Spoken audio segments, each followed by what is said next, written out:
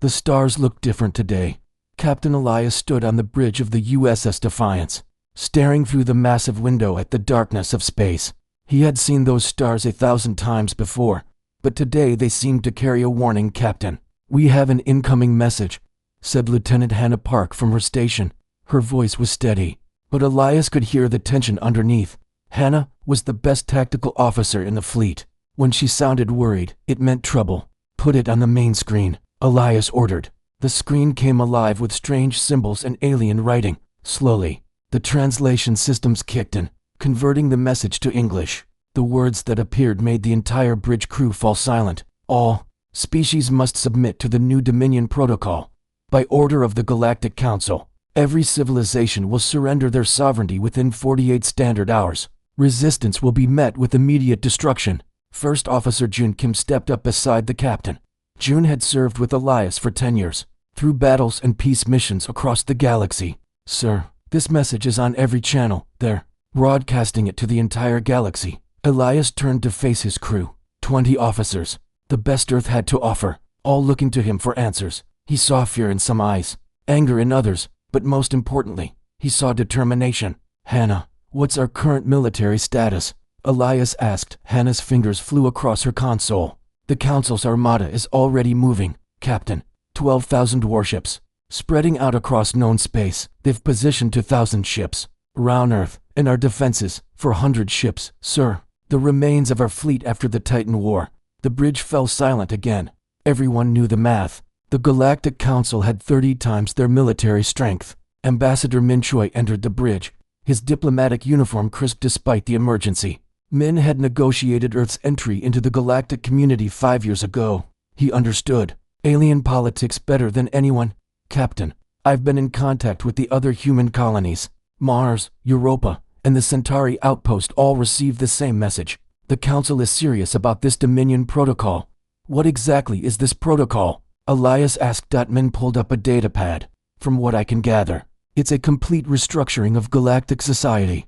All species would report directly to the Council. No independent governments, no sovereign territories, everything controlled from the Council's homeworld." "Slavery," said Security Chief Hyan-Woo Park from his position near the weapons console. "That's what they're asking for, complete slavery." Elias nodded slowly. "And they expect us to just accept this, sir," interrupted Communications Officer Bo Young Kim. "We're receiving a direct transmission. It's addressed specifically to you."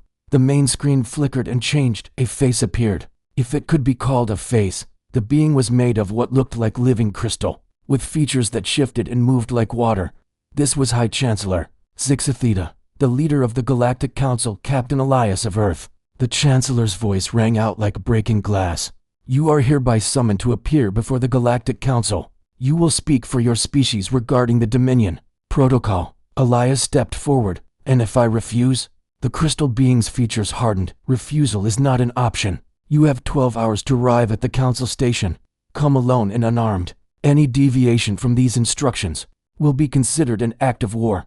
The transmission ended abruptly, leaving the bridge in darkness for a moment before the regular lights returned. "It's a trap," said Hyan-Woo immediately. "They want to capture our leader, demoralize our people."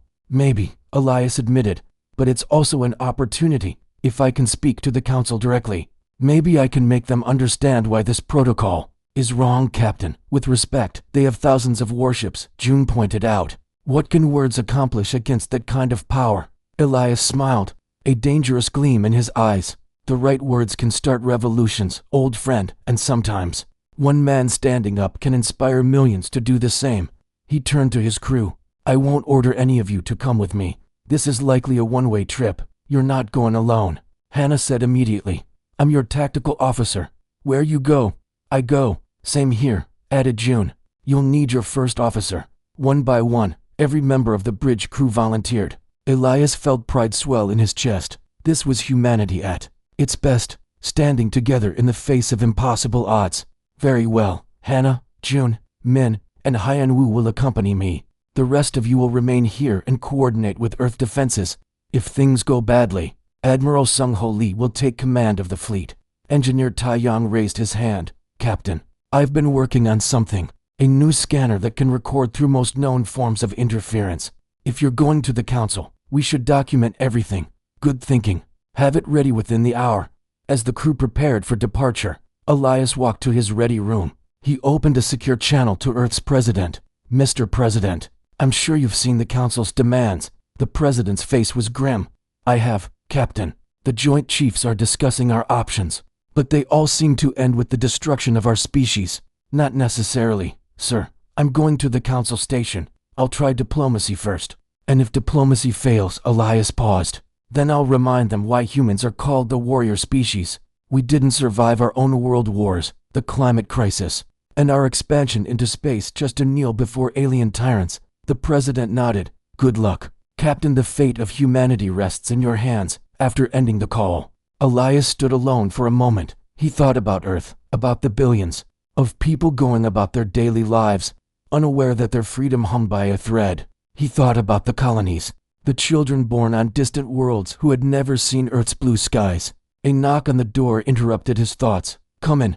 Dr. Jina Song entered. The ship's chief medical officer. Captain, I've prepared emergency medical kits for the team. Also, I've included some special items that might be useful. Elias raised an eyebrow. Special items? Jina smiled. Let's just say they're for diplomatic emergencies. Things that might give us an edge if negotiations break down. Thank you, Doctor. Keep the ship ready.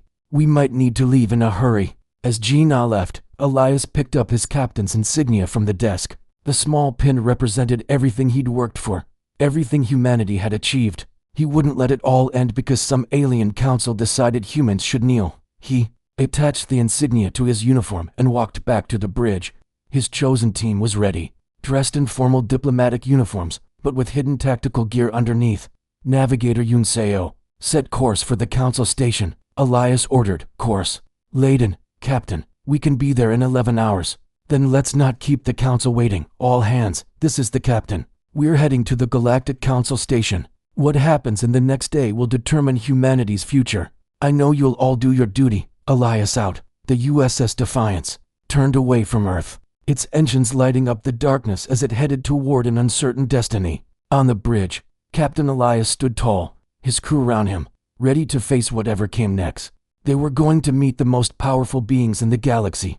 They were outnumbered, outgunned, and flying into what was almost certainly a trap. But they were human, and humans had never been good at following orders to kneel. The council station appeared on their screens like a giant metal flower floating in space. It was bigger than any human structure, with petals of silver and gold that caught the light of nearby stars. Captain Elias studied it from the bridge of the Defiance, his hands clasped behind his back.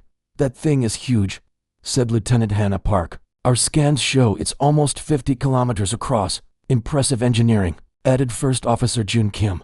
But size isn't everything. Remember what happened to the Goliath Empire? Elias smiled at the reference. The Goliath Empire had ruled a dozen systems until they met humans. Their massive ships had fallen to Earth's smaller, faster vessels.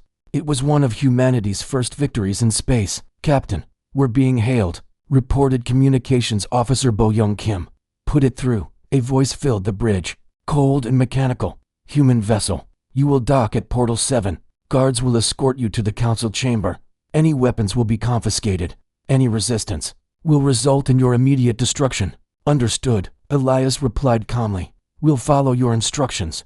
As they approached the docking portal, Ambassador Min Choi adjusted his diplomatic robes. Captain, I should warn you, the council chamber is designed to intimidate. Everything about it is meant to make other species feel small and powerless. Good to know, Elias said. But humans have never been easily intimidated. The Defiance slid smoothly into the docking bay. Through the windows, they could see rows of alien guards waiting for them. Some were tall and thin like standing insects. Others were short and wide, covered in thick armor. All carried weapons. Quite the welcoming committee, observed Security Chief Hyan-Woo Park. Remember, Elias said to his team, we're here as diplomats first, but stay alert. Taeyang, is your scanner ready? Engineer Taeyang patted a small device on his belt. Hidden and active, Captain. It looks like a standard translator unit, but it's recording everything in high detail. Good. Let's go meet our hosts. The airlock hissed open. Elias led his team down the ramp, their footsteps echoing in the massive docking bay. The alien guards formed a circle around them, weapons not quite pointing at them, but ready to move at any moment. One guard stepped forward. It looked like a giant praying mantis made of blue metal. "Surrender your weapons. We're unarmed." As requested, Elias stated. The guards' compound eyes flickered. "Scan them." Other guards moved in with scanning devices. They found nothing, as the humans had hidden their emergency equipment too well. The mantis-like guard clicked its mandibles in what might have been disappointment. "Follow us. Do not deviate from the path. Do not speak unless spoken to." They were led through corridors that seemed to shift and change as they walked. The walls pulsed with strange colors, and the gravity felt different with each step. It was disorienting, clearly designed to confuse visitors. "Nice trick," Hannah whispered to June. "But I've been through worse in zero-G training." The walk took 20 minutes. Finally, they arrived at massive doors that rose up like mountain peaks. The doors swung open silently, revealing the council chamber. Ambassador Min had been right. The chamber was designed to intimidate. It was a vast circular room with a ceiling that seemed to stretch up forever. In the center was a small platform where visitors would stand. Round the edges, rising up like a stadium, were the seats of the council members. And what members they were! Elias saw beings of every shape and size. Some were clouds of gas held in place by force fields. Others were machines with blinking lights. A few looked almost human, but with small differences that made them seem alien. At the highest point sat the High Chancellor, the crystal being they had seen on their screen. Its form shifted and flowed, catching the light in hypnotic patterns. "Approach." The Chancellor's voice boomed through the chamber. Elias walked forward, his team behind him. The platform was clearly meant for one person, forcing the others to stand below. It was another trick to make the speaker feel alone and vulnerable. They reached the center. Elias stood on the platform while his team formed a semicircle below him. He looked up at the assembled council, meeting the eyes or optical organs of as many as he could. The Chancellor's voice rang out again. "Captain Elias of Earth, you stand before the Galactic Council. You have heard our decree. The Dominion Protocol is now law. All species must submit, kneel, and accept our rule." The word echoed through the chamber. "Kneel, kneel, kneel." Elias remained standing. His voice was calm but carried to every corner of the vast room. "I need to understand something. First, why now? The galaxy has functioned with independent species for thousands of years. Why implement this protocol now?" Murmurs rippled through the council. Speaking without permission was apparently unusual. The Chancellor's form darkened. "Order must be maintained. Recent conflicts have shown that independent species cause chaos. Under our direct rule, there will be peace." "Peace through slavery isn't peace," Elias replied. "It's oppression wearing a pretty mask." Gasps echoed through the chamber. Several council members leaned forward, their interest clearly piqued by this human's boldness. "You dare lecture us about peace?" The Chancellor's voice grew sharper. "Your species has barely left its homeworld. You've existed in the galactic community for mere moments, compared to our millennia." "True," Elias agreed. "But in that short time, we've learned something important. Freedom is worth more than safety. Choice is worth more than comfort. And dignity is worth more than life itself." A different council member spoke. A being that looked like living water in a humanoid shape. "Pretty words, human. But words mean nothing against power. We have the strength to enforce our will, do you?" Elias asked. "Let me tell you about humans. We fought world wars that nearly destroyed us. We survived plagues that killed millions. We faced nuclear winter and climate collapse. Each time, someone told us to give up, to accept defeat, to kneel before the inevitable. Do you know what we did instead?" The chamber was silent now, every being focused on the lone human. "We stood up, we fought back, we adapted, we overcame, not because we were stronger or smarter, but because we refused to surrender our freedom. And now you want us to kneel? To give up everything our ancestors died for?" The Chancellor's form blazed brighter. "Enough. You will kneel, or your species will be destroyed. This is not a negotiation." "No," Elias said simply. The word hung in the air like a physical thing. For a moment, nobody moved. Then chaos erupted. Council members shouted in a dozen languages. Guards moved forward, energy weapons hummed to life. Through it all, Elias stood perfectly still, his eyes locked on the Chancellor. "Silence," the Chancellor roared. The chamber fell quiet again. "You refuse to kneel. I do. And so will every human. We'll fight, we'll probably lose. But we'll die standing rather than live kneeling." The Chancellor's laugh was like breaking glass. "Brave words for a dead species. Guards, rest them. Take them to the detention level. Tomorrow, they will watch as we destroy Earth." As guards surrounded them, Elias smiled. You're making a mistake. Humans have a saying. It's not the size of the dog in the fight, but the size of the fight in the dog. You're about to learn what that means. The guards grabbed his team, but Elias noticed something. Some council members were whispering to each other. A few looked troubled. His words had planted seeds of doubt. As they were led away, Ambassador Min managed to get close to Elias. That was incredibly brave or incredibly stupid. Maybe both, Elias admitted. But did you see their faces? Some of them are questioning this protocol. We might have allies we don't know about. In the corner of his eye, Elias saw Taiyang tap his hidden scanner. Everything had been recorded. Whatever happened next, the galaxy would know that humans had stood up to the council. The detention level was a sterile white space with energy barriers for walls. As the guards locked them in, Elias gathered his team.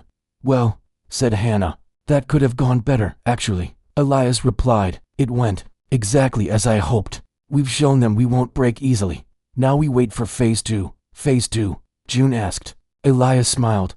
"The part where we remind them why humans are dangerous when cornered." Above them, in the council chamber, the members continued to debate. The humans' defiance had shaken some of them. For the first time in centuries, someone had said no to the Galactic Council, and that simple word was already starting a revolution. The detention cell was quiet except for the hum of energy barriers. Captain Elias sat on the white bench, his eyes closed in thought. His team watched him, waiting. They had learned to trust his instincts over the years. "Captain," Hannah Park finally broke the silence. "What's our next move?" "They're planning to attack Earth tomorrow." Elias opened his eyes. "They won't get the chance." "Taiyang, how's our friend coming along?" Engineer Taiyang smiled and pulled out his scanner. "The virus I planted in their systems when they scanned us is spreading nicely. In about 2 hours, we'll have access to their communication network." "Virus?" Ambassador Min Choi looked surprised. "When did you?" "The scanner wasn't just recording," Taiyang explained. "It was also transmitting. Their security is good, but they didn't expect such a primitive-looking device to carry quantum code." June Kim leaned forward. "So we can send messages better," said Elias. "We can broadcast to the entire station, maybe even to council member homeworlds." Before anyone could respond, the energy barrier flickered. 3 guards entered, led by the mantis-like alien from before. But something was different. The guards' compound eyes weren't focused on them with hostility. "Captain Elias," the guard said, its voice less mechanical than before. "I am Commander Kret of the Insectoid Coalition. I need to speak with you, privately." Elias stood slowly. "About what?" Kret glanced at the other guards, then back at Elias. "About your words in the council chamber. Many beings heard you today. Some of us have questions, Captain. This could be a trap," warned Security Chief Hyanwu Park. "Perhaps," Elias agreed, "but I don't think so." "Commander Kret, speak freely. My team can be trusted." The insectoid commander made a clicking sound that might have been nervousness. "For generations, the council has ruled through fear. They claim to bring order, but they bring only control. Today, you did something no one has done in centuries. You said no, and you want to know why." Elias guessed. Double quotes. "Yes, my people, the insectoids. We understand hierarchy. We follow our queens without question. But the council, they are not our queens. They did not earn their position through merit or wisdom. They took it through force."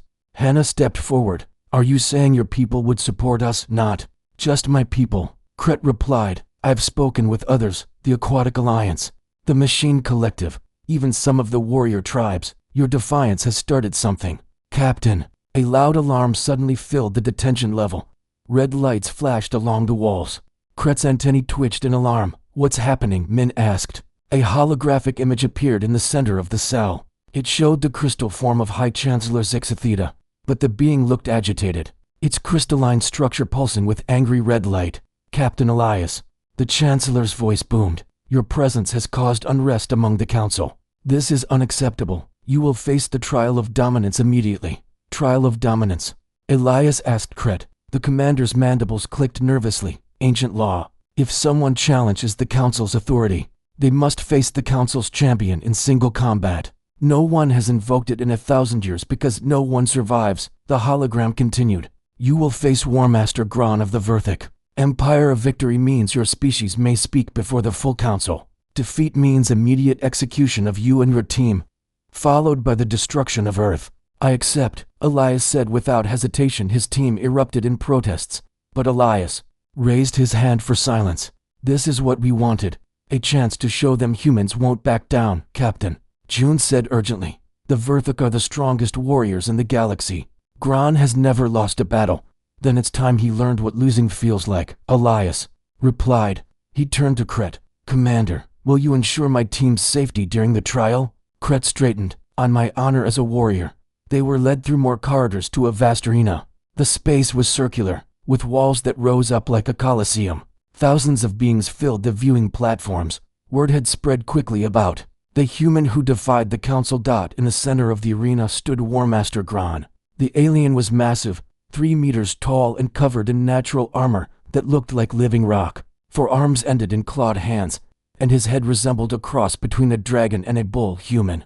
Gran's voice was like grinding stone. You are small, weak. This will be over quickly. Elias walked to the center of the arena, removing his uniform jacket. Underneath, his body showed the scars of years of combat. He might be smaller than Gran, but he was far from weak. The High Chancellor's voice filled the arena. The rules are simple. Fight until one yields or dies. No weapons beyond your natural abilities. Begin. Gran charged immediately, his massive form moving with surprising speed. Elias rolled aside at the last moment, using the alien's momentum against him. Gran crashed into the wall, shaking the entire arena. First lesson, Elias called out, loud enough for all to hear. Size means nothing if you can't hit your target. Gran roared and charged again. This time he spread his forearms wide, trying to grab Elias no matter which way he dodged. Elias didn't dodge. Instead, he ran straight at Gran, dropping into a slide at the last second. He passed between Gran's legs, striking at what looked like a weak point behind the alien's knee. Gran stumbled, more from surprise than pain. The crowd gasped. No one had ever seen the Warmaster off balance. Second lesson, Elias continued, circling his opponent. Humans study their enemies.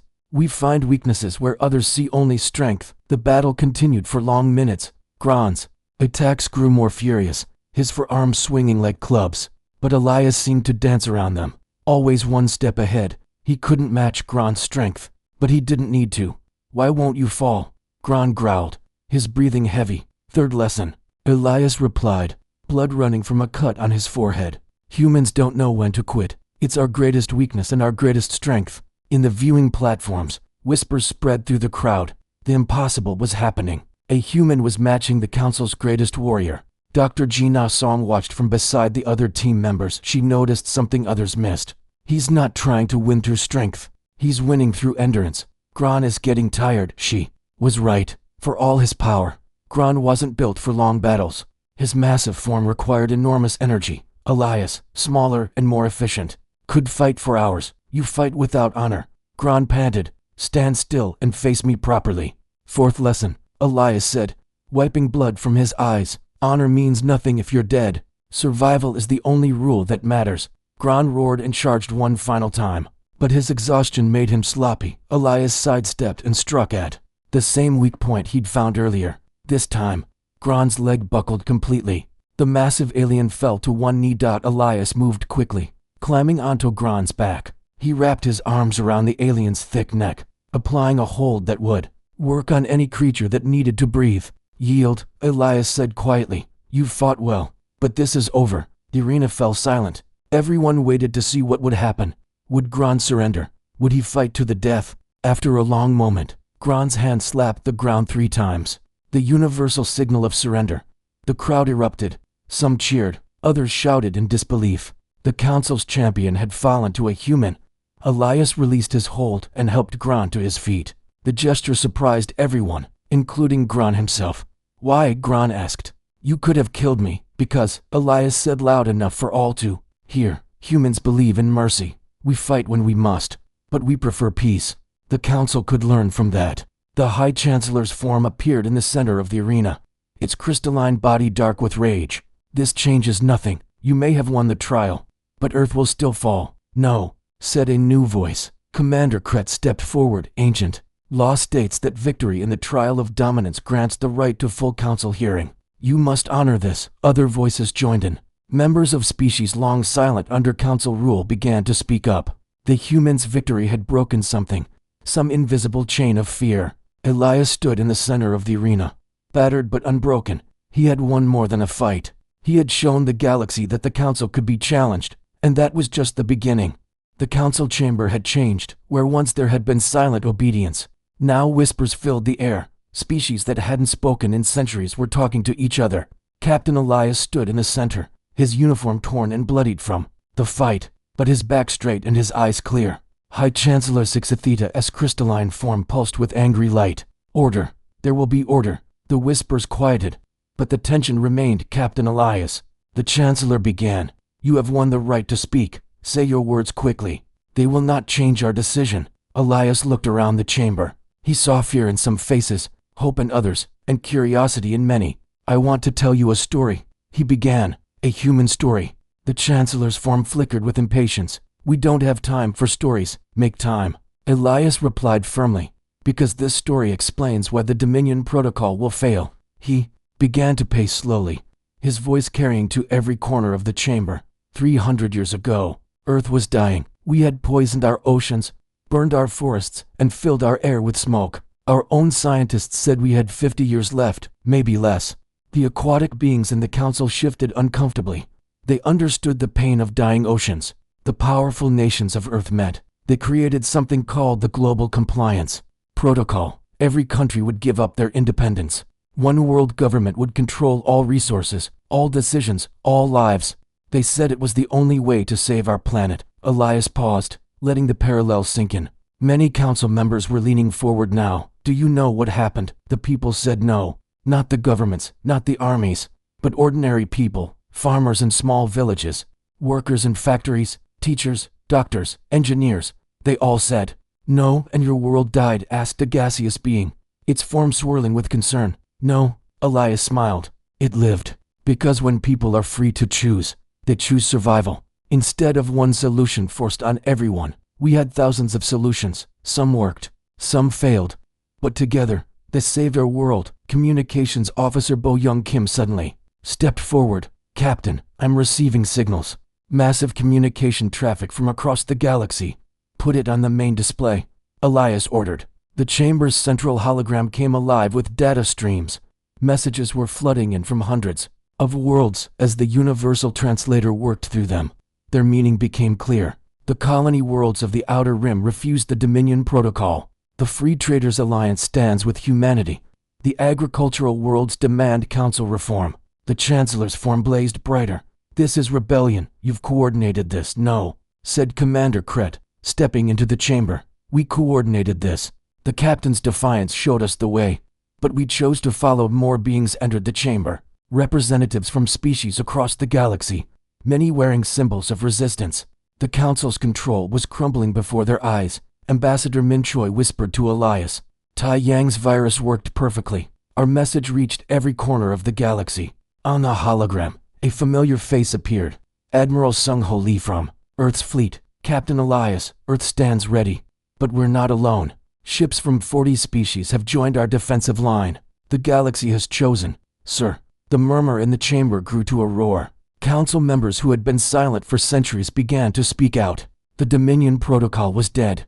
Killed not by force but by united resistance. Silence. The Chancellor's voice shook the chamber. But the talking continued. For the first time in memory, the council was being ignored. A new figure stepped forward. It was the water-like being who had spoken during Elias's first appearance. I am Councillor Aqua of the Hydro Alliance. I call for immediate vote. The Dominion Protocol must be withdrawn. Seconded, said a mechanical being, its lights blinking rapidly. The machine collective demands reform. And the warrior tribes, added Gran, who had entered the chamber despite his injuries. We follow strength, and today we saw true strength, not in size or weapons, but in spirit. The Chancellor's form began to crack, literally. Its crystalline structure showed stress fractures. You don't understand. Without central control, chaos will consume the galaxy. Chaos, Elias laughed. You call freedom chaos? You call choice disorder. The only chaos here is the fear in your heart.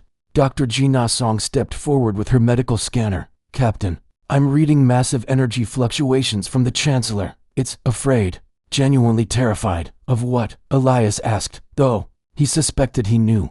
The Chancellor's voice became smaller, almost pleading, of irrelevance. For millennia, We've maintained order. Without us, without control, what are we? Elias's expression softened slightly. You're beings with the choice to lead through wisdom instead of fear, to guide instead of control, to serve instead of rule. The chamber fell quiet. This was the heart of it all. The Council's fear of losing power had driven them to grasp for more control, which only hastened their downfall. Engineer Tai Yang checked his equipment. Captain, I'm tracking fleet movements. The Council's armada is breaking apart. Individual ships are returning to their home systems because their crews are choosing home over orders, Jun Kim observed. Just like humans would. The vote, when it came, was overwhelming. The Dominion Protocol was rejected by 90% of the Council. More importantly, reforms were demanded. The Council would no longer rule by decree, but would serve as mediators and advisors. As the session ended, beings from across the galaxy approached Elias and his team. Some offered thanks, others alliance, and many simply wanted to shake the hand of the human who had changed everything. The High Chancellor, its form now dim and subdued, approached last. Captain Elias, I still believe you've doomed us all to chaos. Maybe, Elias admitted, but it will be our chaos, our choice, our freedom, and that makes all the difference. Later, aboard the Defiance, the team gathered on the bridge. Earth shone on the main screen, blue and beautiful, surrounded now by ships from dozens of species, not as conquerors, but as allies. So what happens now? Hannah asked. The Council is reformed. The protocol is dead, but the galaxy has changed forever. Now we build something better, Elias replied. Not perfect, but free, not orderly, but alive. Hyanwu brought up a tactical display. The reformed Council is already receiving requests for membership from species that were never allowed to join before. The galaxy is more united now than it ever was under threat. The power of choice, Min mused, when beings choose to work together. The bonds are stronger than any chain. A message appeared on screen. It was from the new Council, jointly signed by representatives of all member species. Elias was invited to serve as humanity's permanent ambassador to the galactic community. Will you accept? June asked. Elias looked at his crew, these brave souls who had stood with him against impossible odds. What do you all think? Should we keep causing trouble on a galactic scale? The answer was unanimous laughter and agreement. As the Defiance prepared to return to Earth, Elias stood at the window, watching the stars. They still looked different than before, but now he understood why. They weren't warnings anymore. They were possibilities. Captain, Bo Young called out, we're receiving thousands of messages. Seems like you've become something of a hero figure across the galaxy. Not me, Elias corrected. Us, humanity. We showed them that standing up for freedom is worth any risk. The ship turned toward home, carrying not just a crew but a message that would echo through history. Sometimes, the smallest act of defiance can change the universe, and sometimes, refusing to kneel is the first step toward helping others stand. 6 months had passed since the day Captain Elias refused to kneel. The galaxy had changed in ways no one could have predicted. Earth's orbital space, once empty except for human ships, now bustled with vessels from dozens of species. Trade, cultural exchange, and friendship had replaced fear and control. Elias stood on the bridge of the Starlight Alliance, humanity's first joint-built ship with alien technology. As the new human ambassador to the reformed Galactic Council, he split his time between Earth and the Council Station, which now looked very different. Ambassador, we're approaching the Council Station, announced Navigator Yun Seo. She wore a new uniform that combined human and alien designs, a symbol of the new cooperation. The station appeared on their screens. Gone were the intimidating spikes and harsh angles. The structure now bloomed like a garden in space, with sections designed by each member species. It was beautiful rather than frightening. Look at that, said Lieutenant Hannah Park, now serving as head of the Joint Security Force. 6 months ago, this place made us feel small. Now it welcomes everyone. Change happens fast when people want it, Elias replied. Dock us at the Unity Port, Yun Seo. The Unity Port was new, built specifically for mixed species crews. As they approached, Elias saw ships he recognized. The Aquatic Alliance's coral-like vessels floated next to the geometric shapes of the Machine Collective. Insectoid scout ships darted between larger transports. Incoming message, reported Bo Young Kim, still serving as communications officer. It's Commander Kret. He's requesting permission to come aboard. Granted, send him to the bridge. Minutes later, the mantis-like alien entered, but he wasn't alone. With him came representatives from several species, including War Master Gran. The Verthic warrior Elias had defeated in combat. Ambassador Elias, Kret began, his compound eyes bright with what might have been excitement. We bring news. The last holdout systems have joined the Reformed Council. The galaxy is truly united. For the first time, Gran stepped forward, his massive form filling the doorway. More importantly, we've implemented your suggestion.